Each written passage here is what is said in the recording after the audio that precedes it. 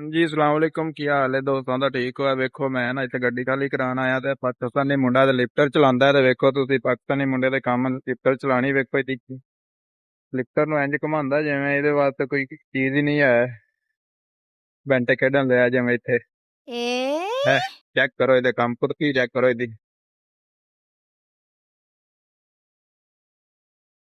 ਤੇ ਜਿਹੜੇ ਇੱਥੇ ਪਾਕਿਸਤਾਨ ਨੂੰ ਵੀਜ਼ਾ ਲੈ ਕੇ ਆਉਂਦੇ ਨੇ ਅਸੀਂ ਕੰਮ ਕੀ ਕਰਨਾ ਇਹ ਵੀ ਇੱਕ ਕੰਮ ਜੇ ਲਿਫਟਰ ਚਲਾਉਣਾ ਵੀ ਅੱਛੀ ਠੀਕ ਹੈ ਤਨਖਾਹ ਵੀ ਇੱਥੇ ਠੀਕ ਹੈ ਇਹਨਾਂ ਦੀ ਪੈਸੇ ਸਹੀ ਕਮਾ ਲੈਂਦੇ ਨੇ ਉੱਥੇ ਸੋਚੀ ਜਾਂਦੇ ਬਹਿ ਕੇ ਵੀ ਅਸੀਂ ਕੀ ਕਰਨਾ ਜਾ ਕੇ ਸਊਦੀ ਅਰਬ ਇੱਥੇ ਕੰਮ ਲੱਭਦੇ ਬੜੇ ਲੱਭਦੇ ਕੰਮ ਤੁਸੀਂ ਕਰਨ ਵਾਲੇ ਬਣੋ ਮੈਂ ਕਿਹਾ ਦੱਸ ਦਵਾਂ ਵੀ ਇੱਥੇ ਆ ਲਿਫਟਰ ਵਾਲਾ ਵੀ ਕੰਮ ਹੈ ਜੇ ਹਾਂਜੀ ਇਹ ਵੀ ਲੱਭ ਜਾਂਦਾ ਜੇ ਮੈਂ ਕਿਹਾ ਜਿੰਨਾ ਨਹੀਂ ਪਤਾ ਉਹਨਾਂ ਵਾਸਤੇ ਫਿਲਮ 'ਚ ਇਜ਼ਾਫਾ ਕਰ ਦਈਏ ਇਹ ਵੀ ਬੰਦਾ ਉਹਦੇ ਨਾਲ ਦਾ ਹੀ ਹੈ ਇਹਦੀ ਫੁਰਤੀ ਚੈੱਕ ਕਰ ਲਿਓ ਇਹ ਉਹਦੇ ਨਾਲ ਮੱਛੀ ਚਲਾਉਂਦਾ ਲਿਫਟਰ ਇਹ ਬੰਦਾ ਜਿਹੜਾ ਇਹ ਚੈੱਕ ਕਰੋ ਇਹ ਵੇਖਿਓ ਸਪੀਡ ਮੋੜ ਨਹੀਂ ਵੇਖੋ ਇਹਦੀ ਗੱਡੀ ਇਹ ਸੁਣਾਓ ਐ ਨਾ ਮੁੰਡਾ ਪੂਰਾ ਕਰੇਗਾ ਇਹ ਤਾਂ ਇੰਜ ਰਿਹਾ ਜਾਂਦਾ ਜਿਵੇਂ ਉੱਥੇ ਆਪਾਂ ਬੈਂਟ ਨਹੀਂ ਖੇਡੀ ਤੇ ਬੈਂਟ ਸੁੱਟੀ ਤੇ ਯਕਦਮ ਗਾਲੀ ਗਾਲੀ ਤੇ ਐਵੇਂ ਰੇੜਦਾ ਇਹਨੂੰ ਇਹ ਵੀ